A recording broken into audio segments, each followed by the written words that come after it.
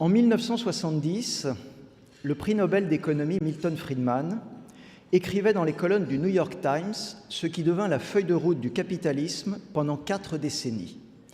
Un dirigeant de société, écrivait-il, doit mener l'entreprise selon le souhait de ses propriétaires, qui est en général de gagner autant d'argent que possible, tout en se conformant aux règles de la société.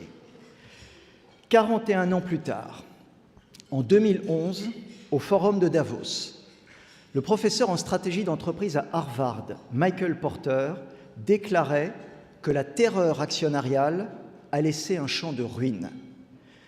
Banalisation des produits, concurrence par les prix, faiblesse de l'innovation et faiblesse de la croissance. En réalité, mesdames et messieurs, la crise qui a débuté en 2007 est d'abord la conséquence d'un excès de court terme. Un certain nombre d'actionnaires ont exigé un rendement de leurs capitaux de 15% par an, objectif qui est accessible par quelques entreprises pendant quelques années, mais pas par toutes les entreprises de façon permanente. 3 idées forces illustrent les 5 années que nous venons de vivre. La première idée concerne le retour du long terme. Pour sortir de la crise, nous devons revenir à une vision à long terme. Notre modèle de croissance doit basculer de la consommation à crédit vers la production, vers l'investissement, vers l'innovation et vers le travail.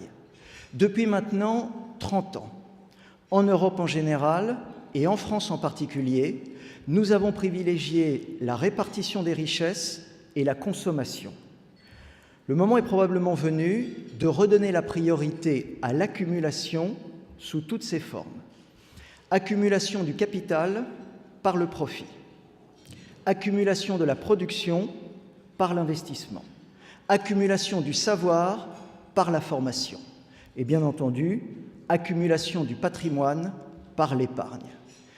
Il est tout à fait paradoxal de constater qu'au moment où nous parlons, le pays le plus capitaliste du monde, c'est-à-dire celui qui répond aux critères qui viennent d'être évoqués, est tout simplement la Chine. La deuxième idée concerne le basculement de notre économie. Nous vivons en accéléré une transformation aussi profonde et aussi radicale que la révolution industrielle au XIXe siècle. Or, l'Occident n'a pas opéré sa mue pour répondre aux gigantesques défis et aux formidables changements de notre époque, en particulier la mondialisation, les modes de vie façonnés par les nouvelles technologies ou tout simplement l'individualisme.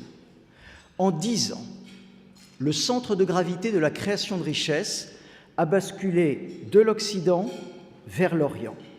Accumulation des dettes d'un côté, accumulation des capitaux de l'autre côté. Un seul chiffre illustre ce basculement.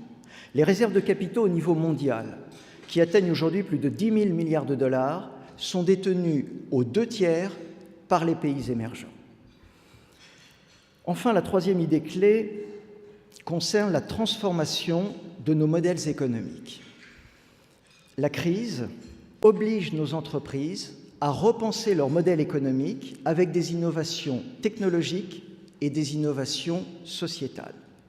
Nous devons créer de nouveaux besoins, augmenter la qualité de nos offres, augmenter le prix de nos offres et avoir des marges plus fortes de manière à pouvoir investir, innover et former les salariés. Les nouvelles formes de création de valeur sont en train de bousculer nos modèles économiques. Production matérielle et production de services sont de plus en plus imbriqués. À l'avenir, c'est-à-dire au cours des tout prochains mois, voire des toutes prochaines années, l'usage des technologies de partage de la connaissance et de partage de l'intelligence va générer d'énormes gains de productivité pour les salariés et va permettre de développer des unités de production robotisées et de nouveau compétitives sur nos territoires.